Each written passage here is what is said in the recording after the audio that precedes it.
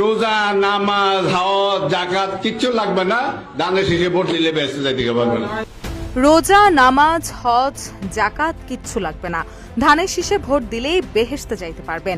নাঙ্গলকোট উপজেলা বিএনপির প্রধান উপদেষ্টা জনাব মিয়া মোহাম্মদ ইদ্রিসের এমন বক্তব্যের একটি ভিডিও ক্লিপ ফেসবুকে ছড়িয়ে পড়ার পর বিভ্রান্তি তৈরি হয় জনমনে।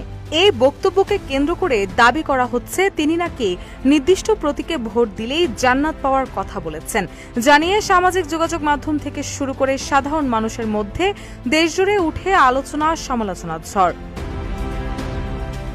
তবে রিউমার স্ক্যানার ফ্যাক্ট চেক অনুসন্ধানে ওই নেতার পূর্ণাঙ্গ বক্তব্যের ভিডিও পর্যালোচনা করলে উঠে আসে ভিন্ন চিত্র।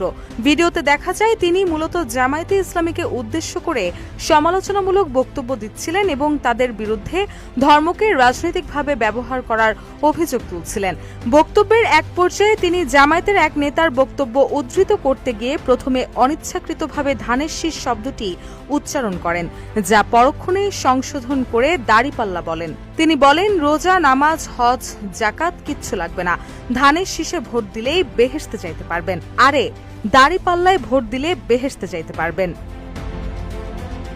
এর ঠিক পরের বাক্যেই তিনি বলেন, নাউজুবিল্লাহ বলেন সবাই। এই কথাটা যারা বলে তারাও জাহান্নামী, আর যারা বিশ্বাস করে তারাও জাহান্নামী হবে। এই বক্তব্য থেকে স্পষ্ট হয় তিনি নিজে এমন কোনো কথা সমর্থন করেননি, বরং নির্দিষ্ট দল বা প্রতীকে ভোট দিলেই জান্নাত মিলবে এমন বক্তব্যকে তিনি